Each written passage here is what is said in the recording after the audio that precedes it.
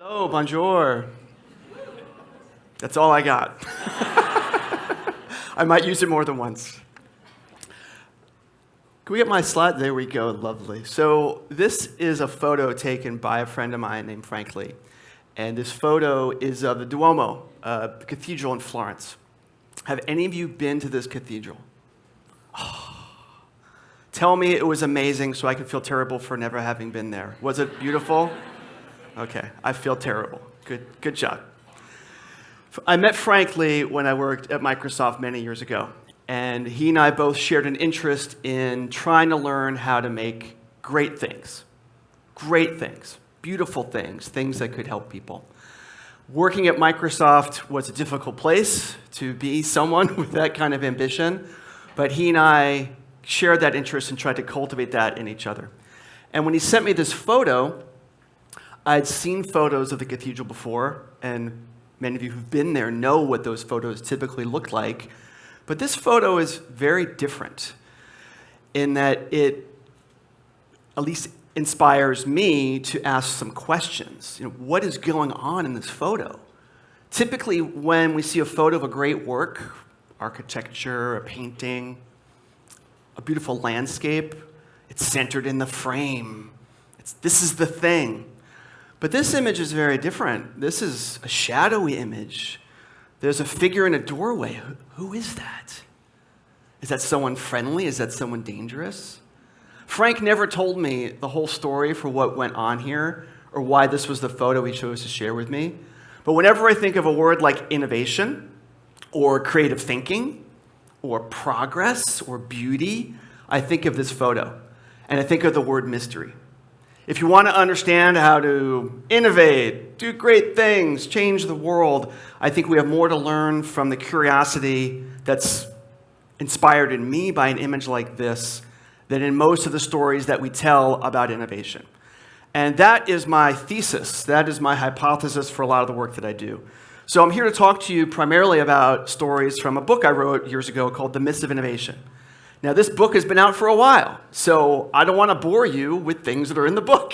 So what I'm going to do is go beyond the book. I'm going to give you stories that are not in the book, but help illustrate this thesis of the way that we capture these ambitions that we have is going to be by being more curious, by being more open to mystery.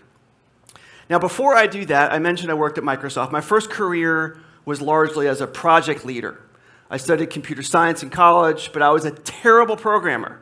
So I desperately had to find something else to try to make a living, and I discovered user experience design. Now, I am old enough that when I studied it in college, it was not called user experience design. It was called human-computer interaction or user interface design, but that's what got me to Microsoft. And I spent about 10 years working as a project lead, leading engineers and designers in trying to make good things. Now, one of my responsibilities, as many of you have the same responsibility when you're on a project, is being aware of your requirements. How many of you get excited about requirements? Yes. So I am going to share my requirements with you. This is from the program for this event. It says, the themes are communications, design, development, marketing, innovation, digital arts, artificial intelligence, and soft skills. I hope to touch on all those subjects in this talk. But for you, I got to do my user research. I want to know who you are. So this says web professionals. How many of you are web professionals? Round of applause. Give me a round of applause. Get some energy in the room. Yeah. All right. Good. Do we have any web unprofessionals here? Anyone want to identify? Yes, we do. Fantastic. Okay, great. It says junior, intermediate, and senior. How many of you think of yourselves as junior? You're early on in your career. Okay, not that many of you. Intermediate. Intermediate. Senior. Okay. This is good speaker information for me to know who is in the room. It sounds like we're weighted towards seniors. That's good. Then we got managers. How many people manage other people? Some, okay. And then lastly, students. How many of you are currently focused on studying? All right, great. Thank you. Now I have a better idea where to point when I want to pick on a particular group of people for making things bad in the world. All right, great. My first lesson for you is a very simple one. Now, if you haven't guessed already, I'm opening a talk about innovation by talking about a cathedral. So clearly I have an interest in history. I think history is where we learn. But the technology world tends to be hyper-focused on the present.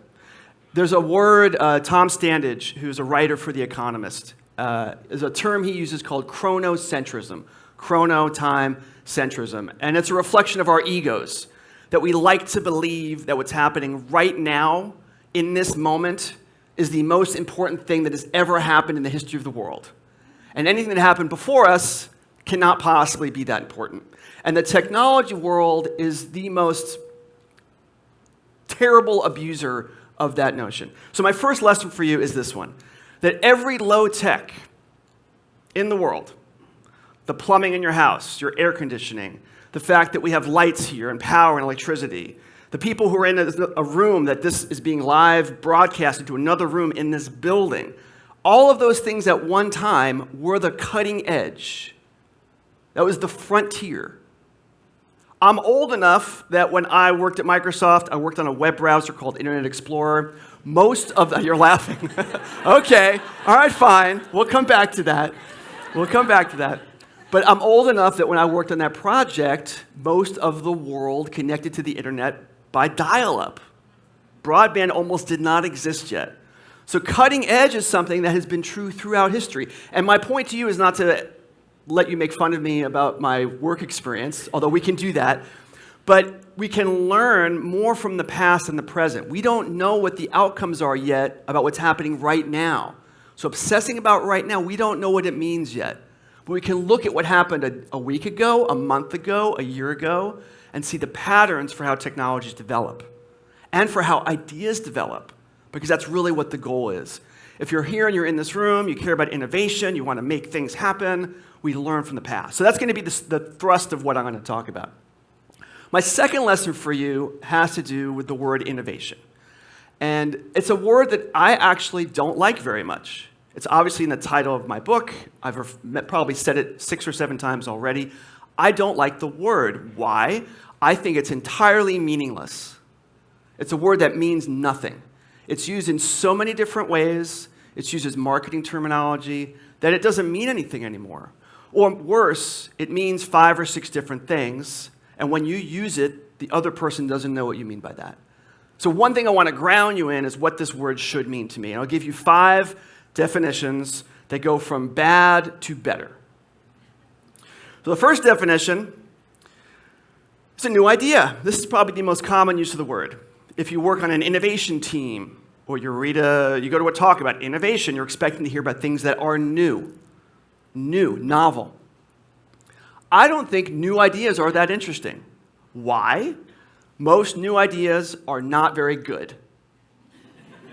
They're not.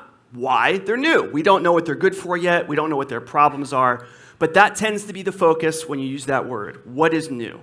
And if you have a manager or an executive who doesn't do their job very well, they'll tend to come to you and say, what have you done that's new? They'll pressure you for the new, not for the better. So the second definition of the word means something good. Good. Now, good is a much better word because good has some context. New is about time, chronology. Old idea, new idea, time. Good is a different metric. Good means you have to improve something. And to say something is good, you have to talk about what have you improved. Way better word. So whenever I am in a meeting or a room and someone invites me in as the innovation expert, whenever I hear someone say innovation, I say time out. What do you mean by that word? And most of the time, they don't know. So now at least you will know what to say about that word. So new idea, good idea. Third, a good idea you can actually build. What is the value of a great idea you can't actually put into the world? You can't put into practice. A lot of things we think are good ideas, we try them, they fail, they don't work. There are requirements or constraints that you didn't realize until you started building it. There are many good ideas that get talked about perennially that are just hard to build. So if we really want to improve the world, this has to be a requirement. I'm only on 3. There's 2 more that are even harder, so get ready for those. A good idea you can actually build and is successful. You can have a new idea that's good, that you can actually build, and it still fails. It doesn't get enough adoption. It turns out it's too expensive to solve the problem you wanted to solve. So you have new, good, build, and success. And then the last one, which I think is the most profound one, is that it actually solves more problems than it creates. We're so obsessed with the new and our idea of progress. The technology world is terrible at recognizing unintended consequences and taking responsibility for them. That is part of your responsibility as someone with ideas to say, hey, I've made this thing better. You can't ignore, oh, you've made these things worse. Most innovations eventually cause problems.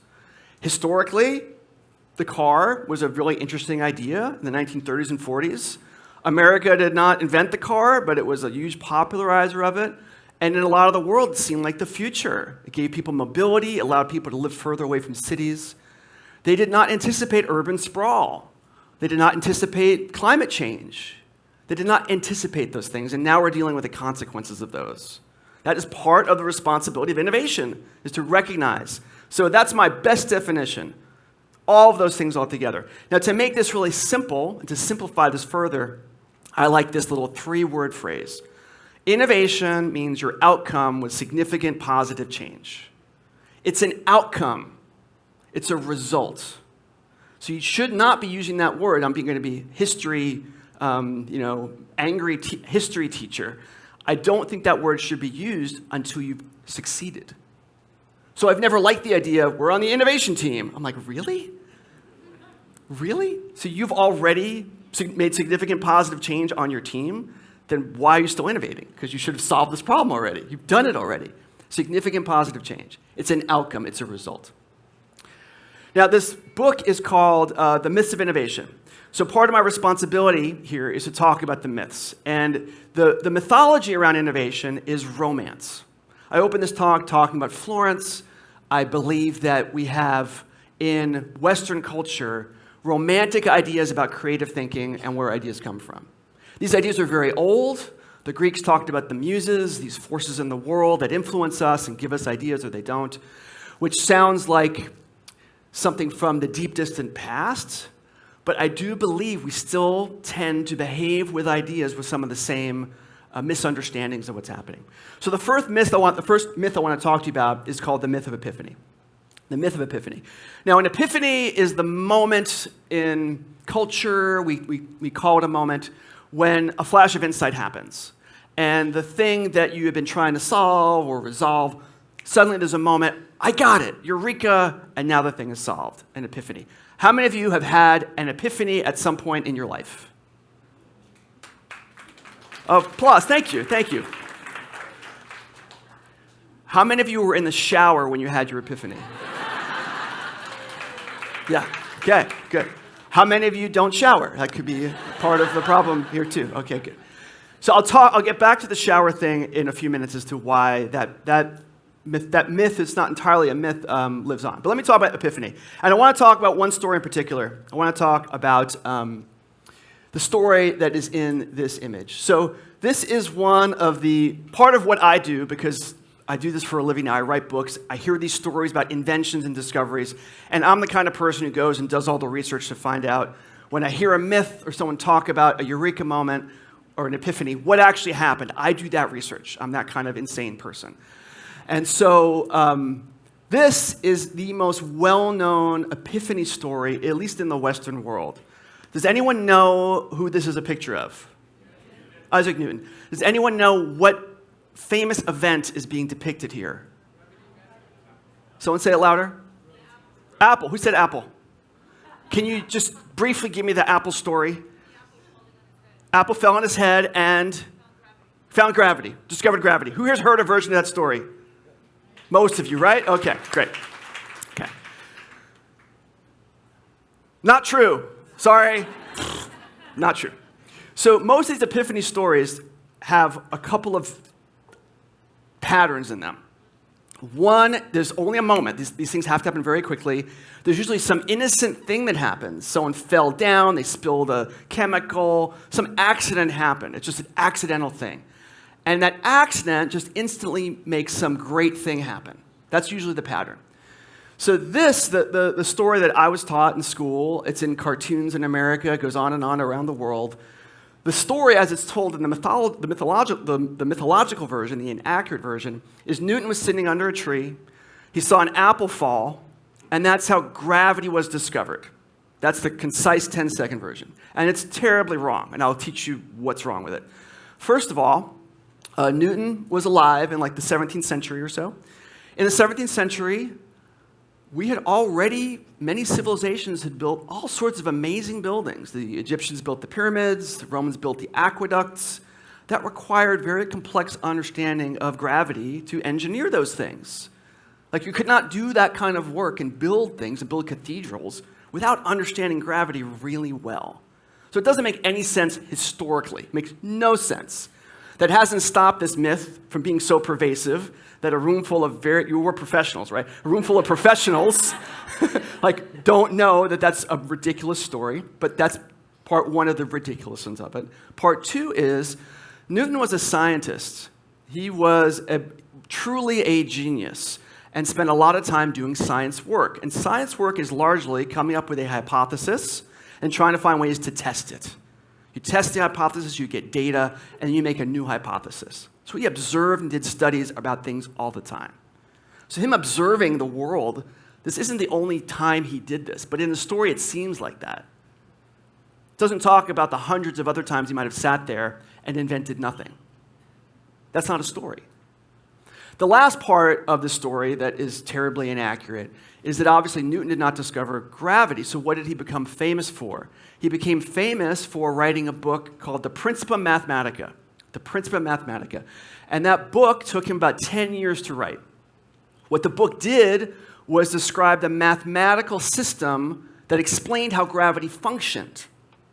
Explained why the moon orbited the Earth, and why the apple falling was in the same system of gravity. It's a big book of boring math. Big book of boring math. 10 years. That's just not a fun story. There's no action in it. There's no drama. There's no flash of insight. So the stories we know and tell and perpetuate, and this is true now with social media and our attention economy culture, the things that get the most attention tend not to be the best sources of information. And that's true about this. It's true about innovation. Now, I told you the version that I was taught, what was mentioned, the apple hitting Newton on the head, that version of the story was an embellishment that came from America. Americans always want to add violence to things. So it was Washington Irving in America that added that. The British version of the story never had that in it.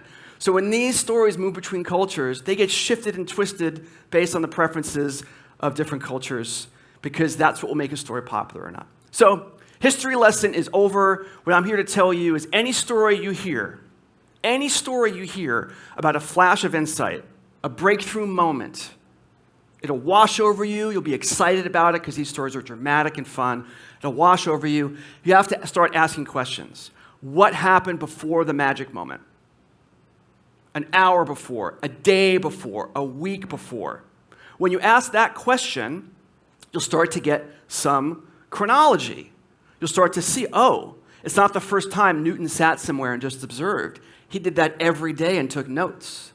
So the breakthrough was day 100. Okay, that's information you can use to be an innovator, to be creative, because there's a pattern of behavior.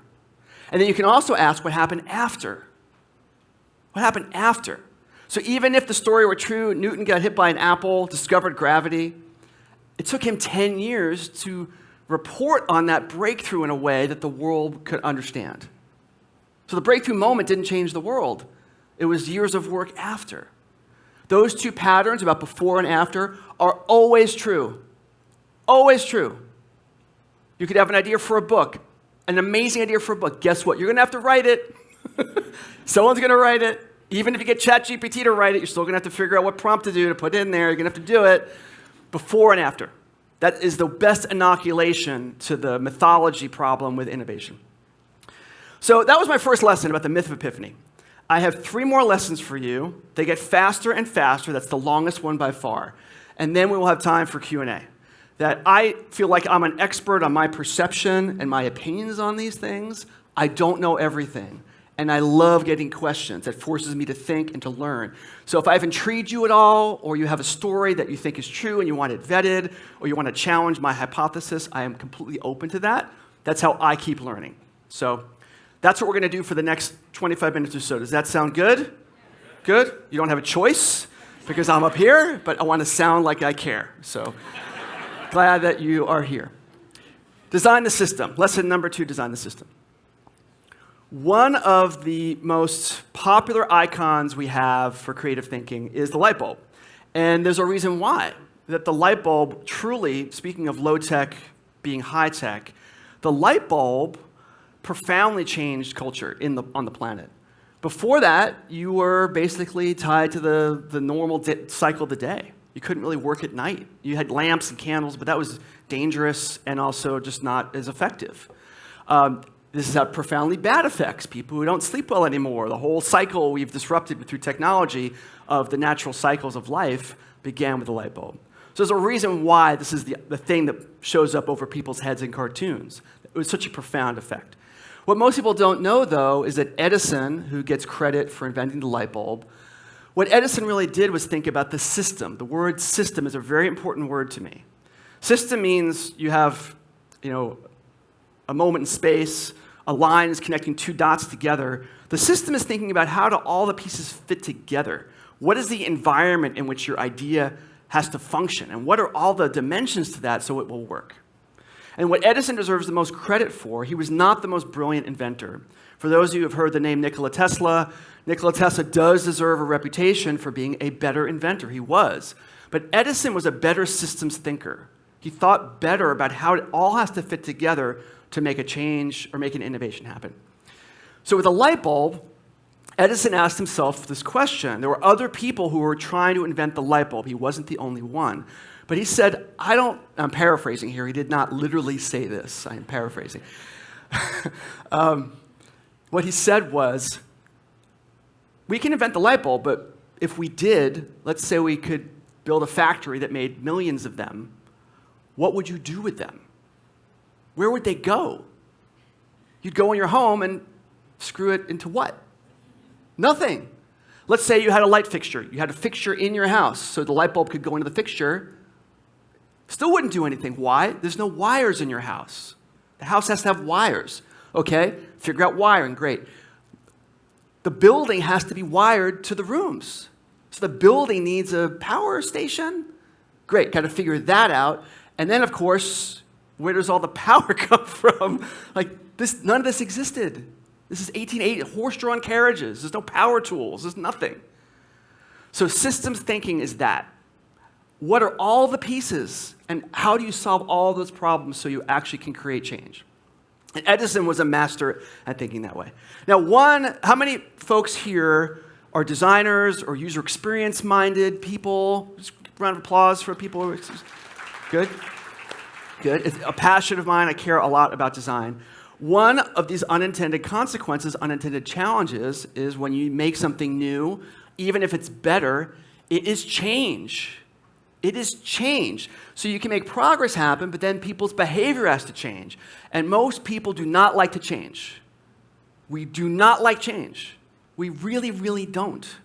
And as you get older, I'm 53 now, as you get older, you hate it more and more and more.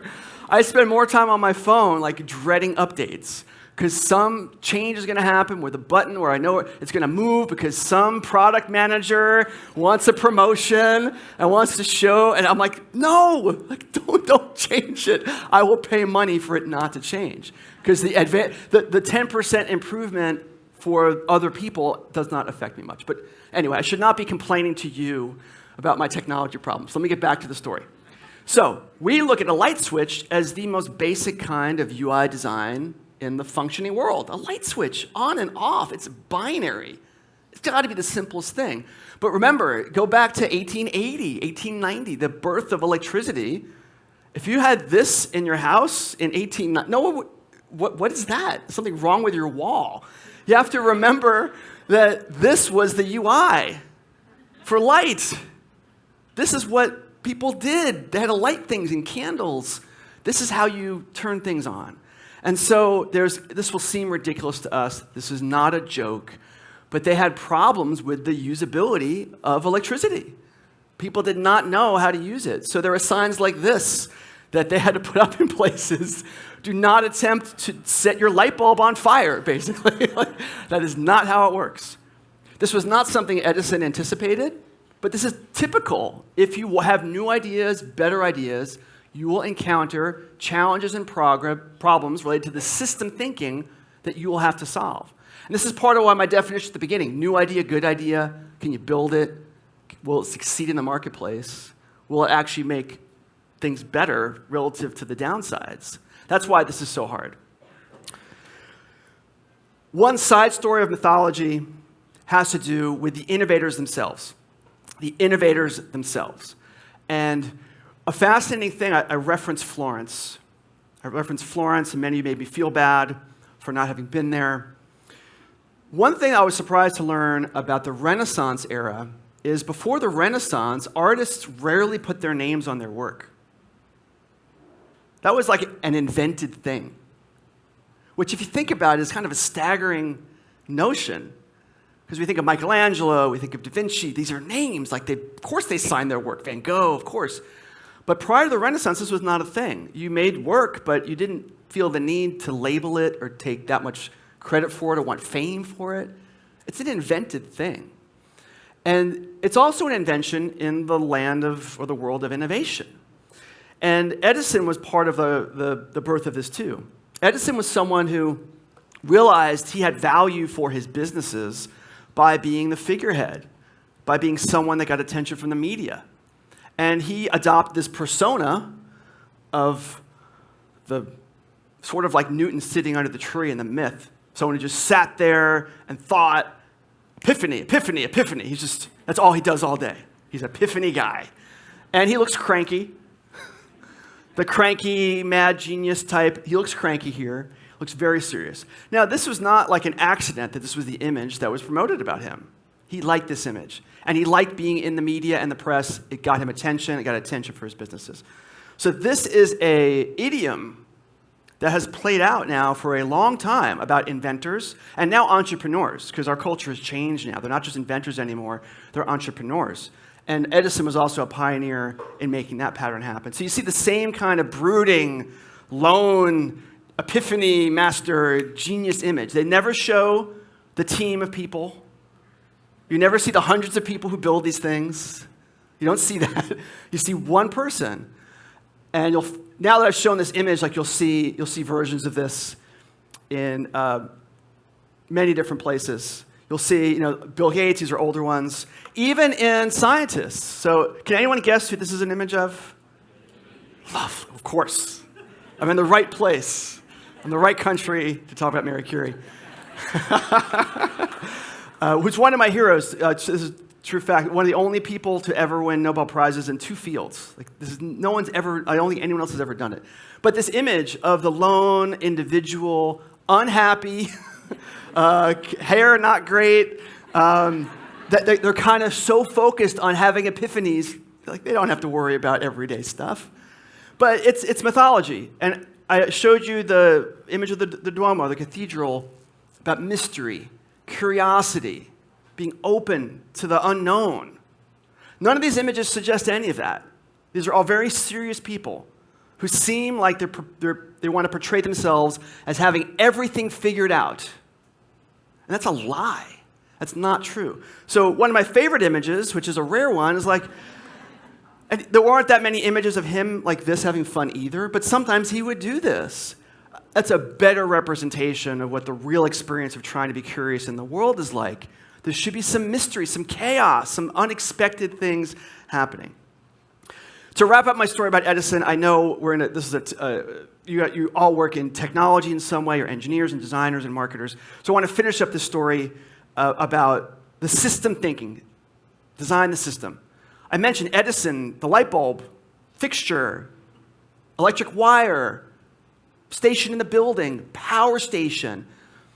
to build all that required ripping up an existing city.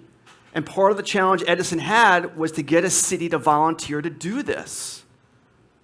Like, it's a staggering thing to think about. Who would be willing to do this? And it turned out more or less nobody was. New York City in the 1880s was more corrupt. Tammany Hall is a reference for the corruption in New York City at the time. So Edison, J.P. Morgan was one of his financial backers. They were able to work their way to take a neighborhood and basically rip up the streets and invent and innovate, rip up the streets and innovate to create a neighborhood that could do this and have the power stations. And there's a whole bunch of stories of things going wrong, wires exploding. It was a dangerous thing. It had a bad reputation for a while until they figured it out. So this, to me, is the end of the story. We talk about the light bulb, want to put that over people's heads, why. It's super cute. It's a little small little thing. But there's a good argument that if you really want to understand innovation, what should go over people's heads is like a power station, the cables, all these boring sounding tasks that someone has to figure out for progress to happen. That's designing the system. 2 more lessons to go. So we're on the home stretch. How are you feeling? You still awake? Good? Okay. Lesson number 3, experiments are required. I said that I don't like the word innovation.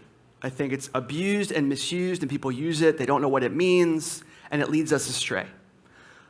I feel obligated to give you a word that I do like, and that word is experiment. Are you all familiar with what's going on here? Yes? Is anyone confused with what's going on here? Because there's an experiment we can do in the hall.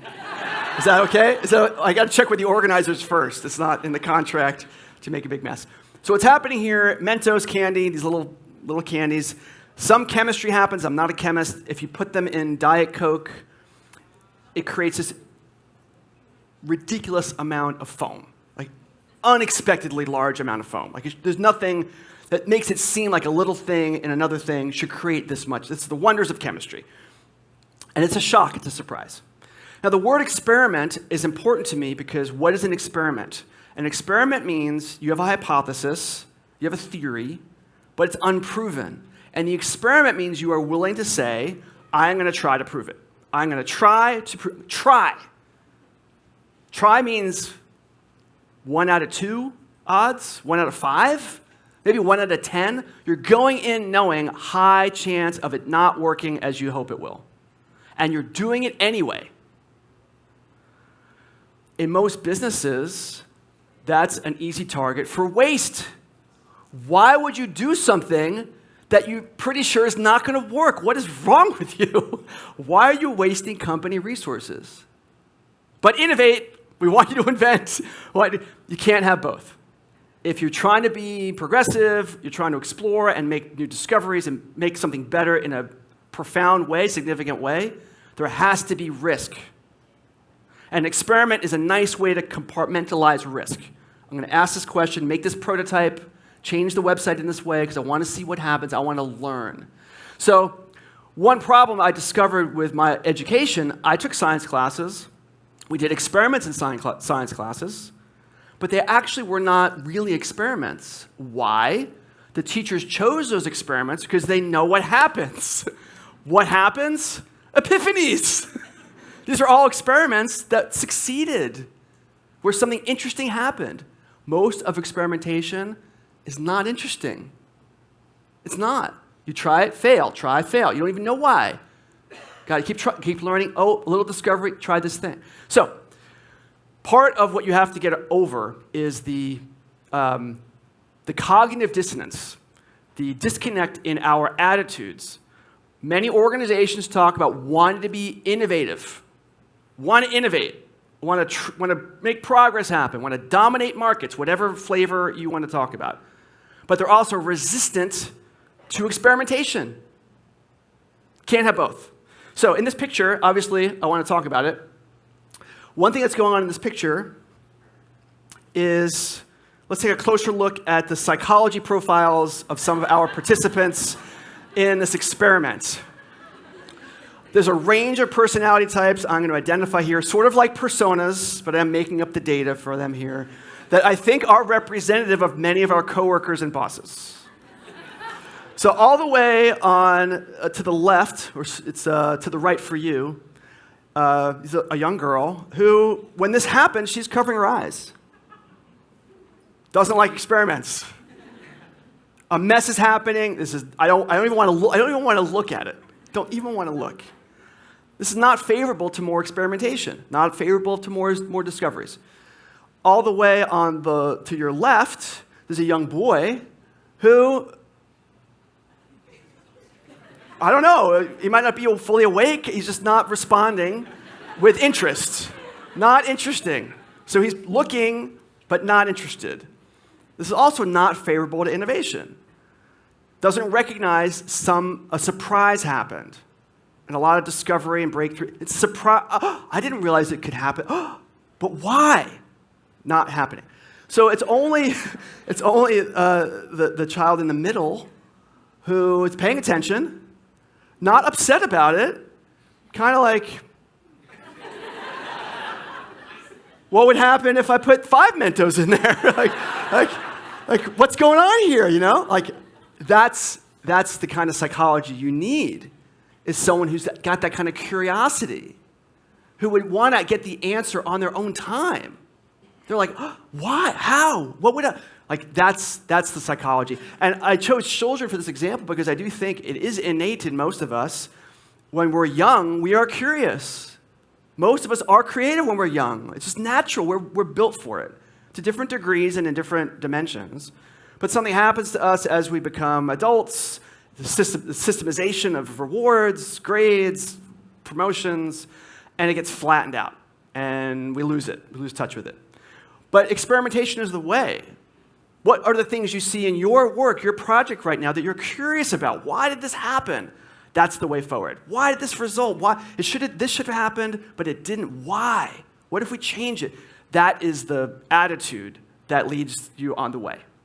So it's not about language or following some innovation methodology. I hate methodologies. I hate them because they're a way to sort of take the responsibility as an individual out of it. It's really curiosity and being open to being curious. As a manager, really what you need to do is protect resources to give to your team, to say they can take an afternoon a week or a project every year to try to experiment, where the goal is not to ship anything. The goal is to learn. That's a resource management question. Even the least creative manager in the world can choose to allocate resources towards that goal, even if they have to hide them from the rest of the executive team.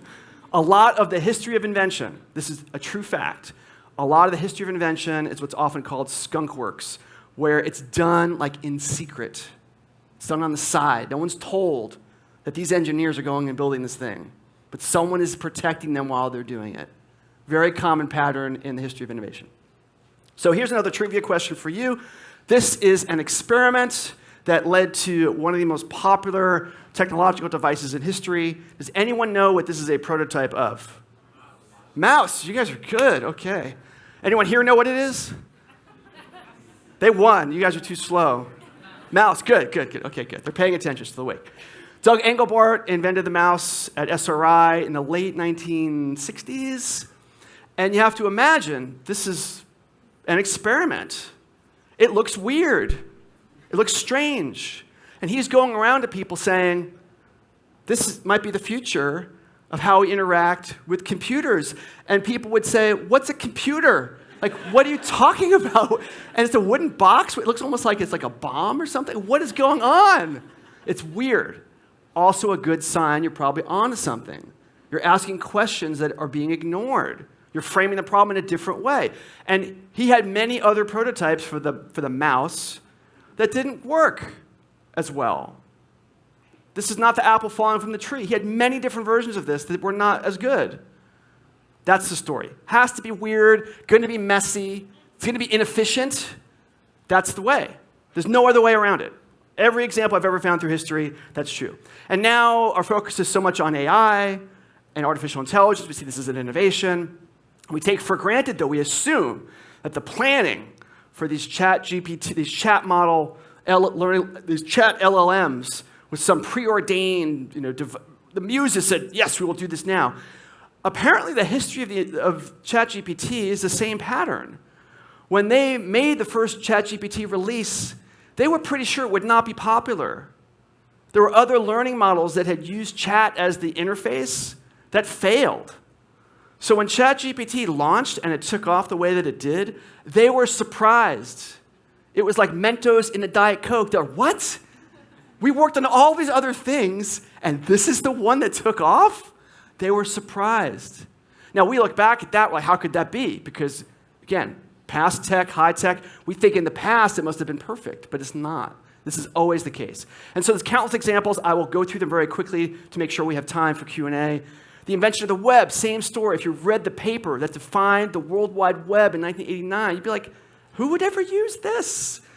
And most of these inventions, many of the ones that I've mentioned, Doug Engelbart, I talked about graphical user interfaces, many of these inventions came from research. And research is about systematized experimentation.